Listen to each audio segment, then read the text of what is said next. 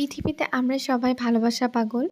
কোথায় যেন শুনেছি ভালোবাসা দিয়ে নাকি একটা মানুষের মন জয় করা যায়, তার স্বভাব পরিবর্তন করা যায়। কিন্তু এটা কখনো দেখিনি ভালোবাসা পেলে একটা প্রাণীরও স্বভাব পরিবর্তন হয়। সে কঠিন থেকে নরম হয়ে যেতে পারে।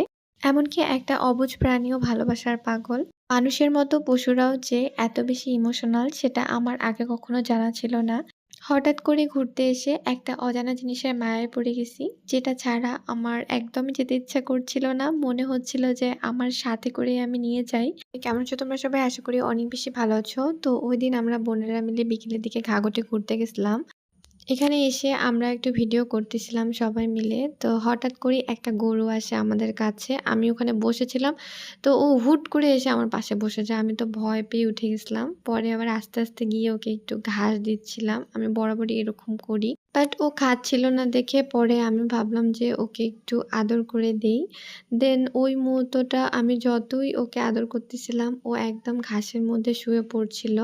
আর একটু পরে দেখি ও এত বেশি কান্না করছে। জানি না এই অবুঝ প্রাণীটা যে কেন এত বেশি কান্না করছিল। আর আমাদের ভীষণ মায়া লাগছিল এটা দেখে। আসলে মায়া জিনিসটা বড়ই অদ্ভুত। হঠাৎ যে কখন কার উপর মায়া পড়ে যায় এটা বলা ভার।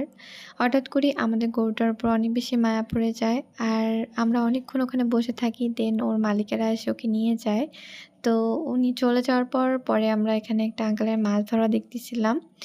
আর এই তো আজকের ভিডিওটা এখানে শেষ করছি। তোমাদের আমার ভিডিওটা কেমন লাগলো অবশ্যই কমেন্ট করে জানাবা। যদি ভালো লেগে থাকে তাহলে অবশ্যই একটা লাইক দিতে ভুলবা না। আর আমার পেজটিকে একটা ফলো দিয়ে রাখবা। আল্লাহ হাফেজ সবাইকে।